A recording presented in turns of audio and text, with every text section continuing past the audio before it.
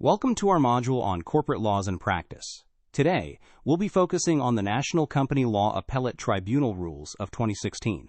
Let's begin by understanding adjudication before the National Company Law Appellate Tribunal, or NCLT.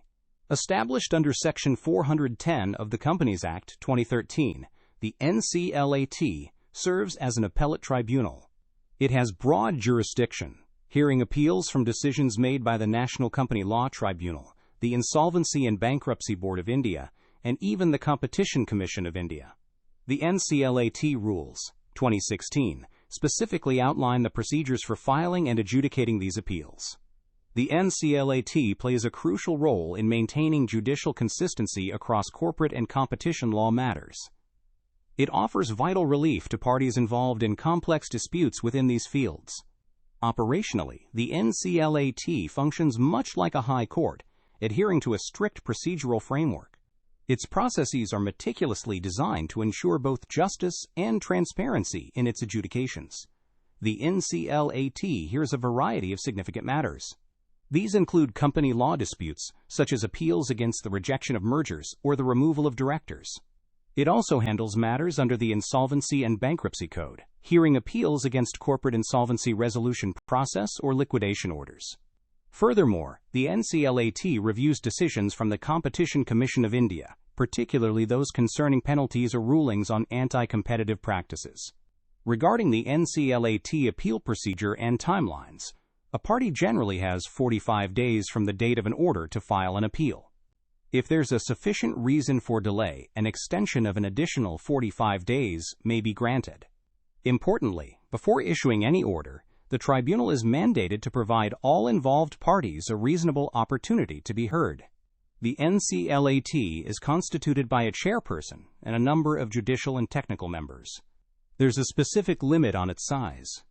The total number of members, including the chairperson, cannot exceed 11. The NCLT's primary objective is to hear and adjudicate appeals against decisions rendered by the National Company Law Tribunal, and it is established by the central government. Now, let's look at the qualifications and term of office for NCLT members. To be appointed as chairperson of the NCLT, an individual must be a judge of the Supreme Court or a Chief Justice of a High Court. A judicial member, on the other hand, must be a High Court judge or a judicial member of a tribunal for a minimum of 5 years.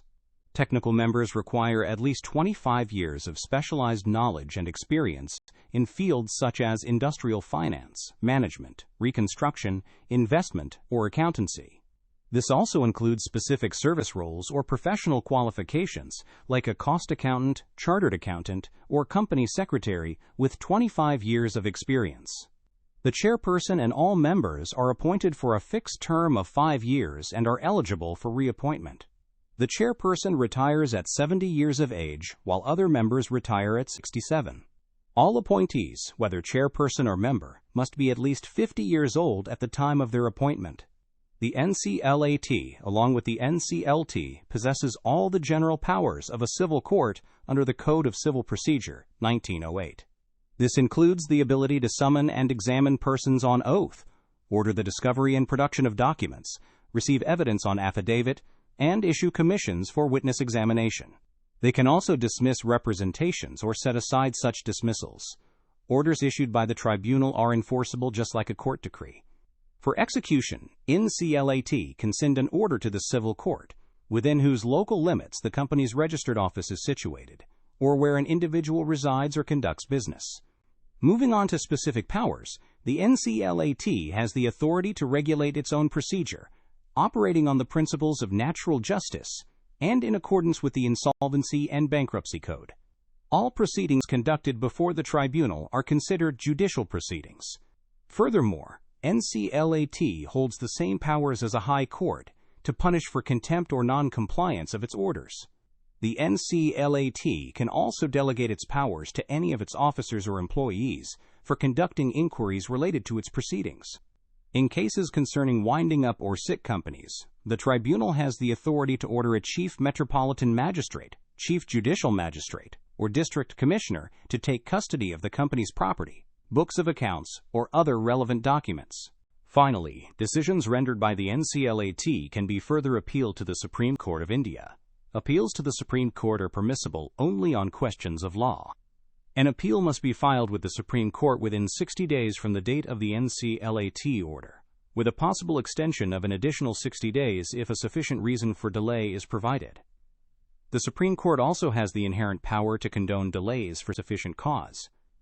The adjudication process in the Supreme Court involves proper drafting, an admission hearing, often followed by a notice hearing, final arguments, and ultimately, the Supreme Court's final decision. Thank you for joining this module. Welcome to our module on corporate